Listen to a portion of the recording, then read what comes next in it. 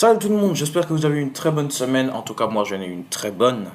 Donc voilà, aujourd'hui je vais vous parler de quelque chose de nouveau, mais avant cela, j'ai bien sûr prié. Seigneur mon Dieu, Père éternel, merci parce que tu nous as protégés tous. Moi qui est devant le caméra, les autres qui regardent partout où ils sont dans le monde. Merci pour cela. Lave-nous par ton sang pour tout le péché que nous avons commis, afin que nous soyons ça comme tu es saint de tes yeux. Et je prie pour que cette vidéo puisse apprendre tout le monde ce qu'ils doivent savoir.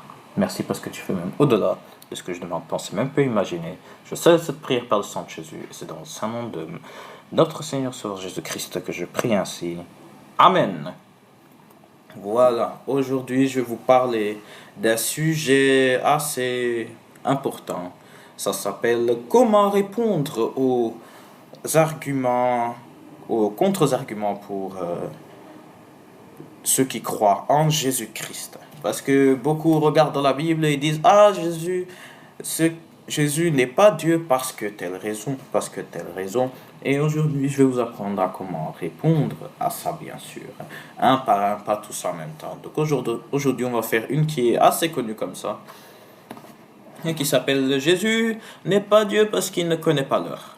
Les versets qu'il donne, je vais vous les montrer tout de suite. Le premier est, c'est écrit en Matthieu 24, 36, où c'est écrit, quant au jour et à l'heure où cela se produira, personne ne les connaît, ni les anges du ciel, ni même le Fils. Personne sauf le Père et lui seul. Il y a un verset qui est identiquement la même chose, qui se trouve en Marc 13, verset 32, qui dit en effet exactement la même chose. En effet, quant au jour et à l'heure, personne ne sait quand cela se produira, ni les anges du ciel, ni même le Fils, seul le Père le sait. Donc, ce que les gens disent souvent, oh, Jésus ne peut pas être Dieu parce qu'il ne sait pas tout, puisque Dieu sait tout, donc ça montre qu'il n'est pas Dieu. Waouh. Vraiment, je ne sais pas à quoi répondre à ça. Non, les gars, c'était une blague. Donc, je voulais dire qu'en effet, on sait comment on doit répondre à ça. Et c'est en fait facile. Je vais vous le montrer à travers une autre verset. Le verset, c'est Jean 1, verset 1.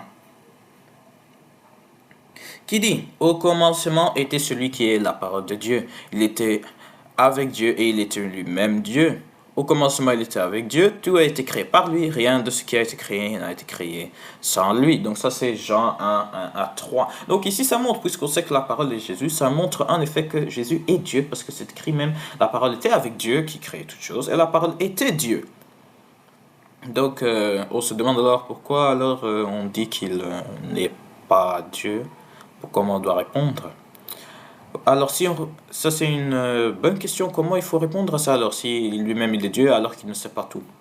Jean 1, 14 alors dit, celui qui est la parole est devenu homme, et il a vécu parmi nous. Nous avons contemplé sa gloire, la gloire du Fils unique envoyé par son Père, plénitude de grâce et de vérité.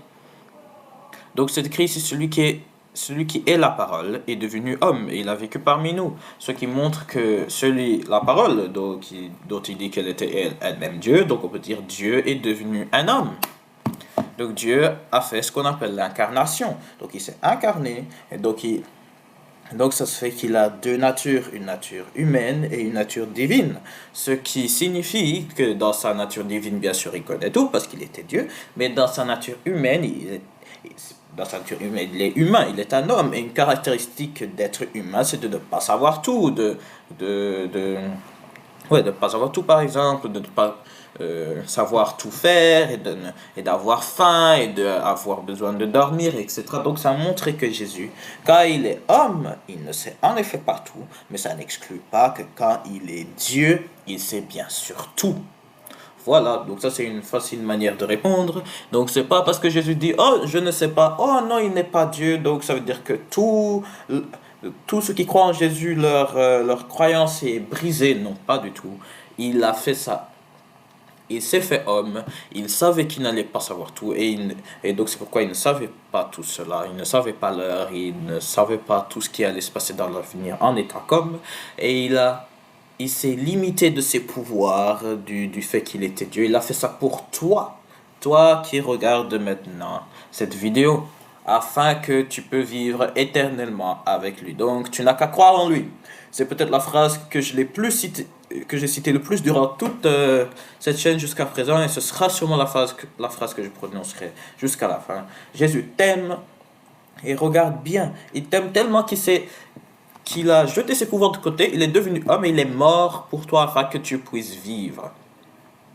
Non mais sérieux, juste pense à ça pour un instant.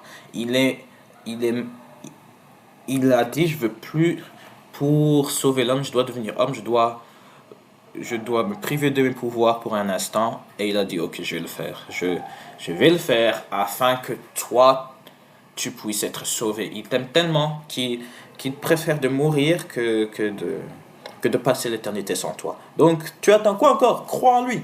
Crois en lui, parce que si tu crois en lui, tu seras sauvé. Jean 3,16 et Romains 19. Donc, voilà. C'était ça ce que je voulais dire à propos de cette vidéo.